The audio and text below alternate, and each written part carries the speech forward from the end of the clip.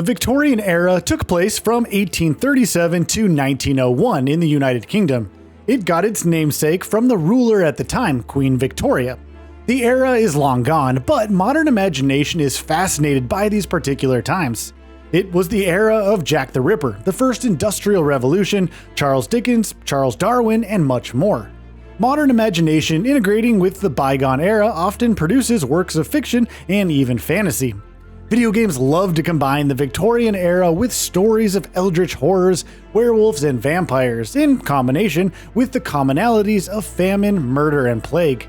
While most Victoria-era games can have a dark edge and theme to them, there is still often variety in terms of genre, style, and the stories they tell.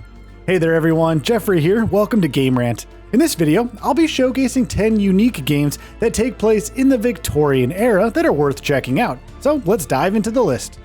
Number 10, Sunless Sea, a unique take on Victorian London that has retreated under the Earth's surface. Sunless Sea is an excellent title that combines exploration and storytelling in one neat package. The game does have its scary moments, but players mostly love this title for the many unique islands and stories that players can explore as they journey across the undersea world and uncover the wealth of content present in the world. Soon enough, players will slowly understand how the game works and get over its massive difficulty curve with relative ease. Getting the best ship and destroying enemies that were giving players a hard time early on never ceases to be satisfying. Number 9, The Order 1886, a short, sweet thrill ride across a version of Victorian London steeped in the supernatural. Released back in 2015, The Order 1886 is a third-person game in the action-adventure genre. The setting is, of course, in 1886, but it's not the same Victorian era as ours. It takes place in an alternate history that gives London a far more steampunk-oriented style. The player takes on the role of Sir Galahad, a member of the Knights of the Round Table whose job is to protect London from vampire and werewolf half-breeds as well as any government rebels. The game got mixed reviews, but many loved its Victorian atmosphere and creative touches to the alternate history. The gameplay is lacking at times, sometimes feeling more like a walking simulator or on-rails game than an actual third-person action-adventure. Number 8, Assassin's Creed Syndicate, a brilliant depiction of Victorian London in an Assassin's Creed game. The Assassin's Creed series has a love for setting its games in different times in human history. The times explored include the Third Crusade, 15th century Florence, colonization of the United States, the 18th century, the 7 Years' War, the French Revolution, the Peloponnesian War, and of course, in Syndicate's case, the Victorian era. Syndicate takes place in London and follows twin assassins Jacob and Evie Fry, who must take back the city from Templar control. It was released for the PS4, Xbox One, and Windows in 2015. Now, it wasn't known to be the best Assassin's Creed game, but it still got higher than average reviews. Number 7, Alice Madness Returns, a sequel to a highly underrated dark fantasy action game with shades of the Victorian era. Alice's Adventures in Wonderland was published by Lewis Carroll right in the middle of the Victorian era, and it's both a product of its time, as well as being timeless in terms of playing with the logic of conformity and being a proper lady in a proper society through the eyes of a little girl. The famous children's story has gone through many adaptations, and that is certainly true in the video game world as well. Arguably the best of them is Alice Madness Returns. This dark twist has an older Alice in a psych ward after a fire killed her family. Due to her horrific experiences, Wonderland becomes a horrific and twisted place for her. The game is quite action-oriented, with Alice having to combat her way through Wonderland to discover the truth of her trauma. Number 6, the Dishonored Series, a series that starts in 1837, which is around the start of the Victorian era. The first-person stealth game is certainly rooted in the era, but takes a lot of creative initiative in the politics and social classes of its fictional city of Dunwall. There are supernatural elements as well. Most gamers already know about this famous series as it got overwhelmingly positive reviews from publications. It even won awards for environmental design, art direction, game direction, best game, best narrative, and so on. Number 5, the Victoria series, an accurately titled grand strategy game. Not all games have to be action-adventures. For those who prefer strategy and numbers, Victoria and Empire Under the Sun, Victoria 2, and Victoria 3 are there.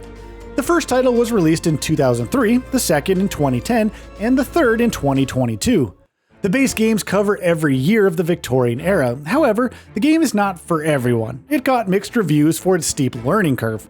Players who are not used to strategy games can get overwhelmed by balancing the various resources, materials, profits, diplomatic relations, and the world market. Number 4, Dance of Death, Du Lac Fey, a decent adventure game set in 1888 London. This adventure game was released in 2019. It takes the real famous figures from history/legends such as Lancelot, Morgan Le Fay, and Mary Jane Kelly and follows them on the hunt for the infamous Jack the Ripper. Now, in terms of mechanics, it is a point-and-click game from the third-person perspective. The 3 main characters are playable and can be switched in and out to use their different abilities. The game puts some stock in the player's choices and has a storyline with various branches and consequences. Also, each of the 3 characters offers a unique perspective since they come from different classes of Victorian society. Number 3, Bloodborne. Victorian influences run abound in this gothic Souls-like title with elements of Lovecraft. Bloodborne does not strictly occur during the Victorian era, as it doesn't really have even an exact date. However, it is described to be set in a Victorian era, with influences of Gothic and steampunk styles. The fashion, architecture, and monsters all match the various imaginative tropes the human mind has tied to Victorian fantasy, horror, and fiction. Parts of the game were inspired by the written works of H.P. Lovecraft and Bram Stoker, who lived through the Victorian era. As for the game itself, it is part action and part role-playing. Like Dark Souls, it is known to be difficult and requires a patient player to climb to new heights slowly. Number 2, Aviary Attorney, a fun detective game in Victorian-era Paris inspired by the Ace Attorney series. This game is not officially part of the Ace Attorney games, but it was incredibly inspired by the series. The game is set in Victorian-era Paris, and all the characters are anthropomorphic animals. The player takes the role of a defense lawyer, J.J. Falcon. Aviary Attorney was released in 2015 and was beloved by players for its humor and art style. The game is full of bird puns and contains 4 chapters, 3 endings, and real-life Paris landmarks. Number 1, Amnesia: The Dark Descent, a tense survival horror game set in 1839. Set in 1839, this famous survival horror game is known by many. Either it has been played, heard of, or witnessed. It won many awards for being the best out there in the horror game genre. The first-person game has the player exploring a creepy castle, avoiding monsters and solving puzzles while trying to escape, and also figure out just what the heck is going on. As the title quickly explains, the protagonist has amnesia. And there we have it, everyone, 10 unique and interesting games that take place in the Victorian era.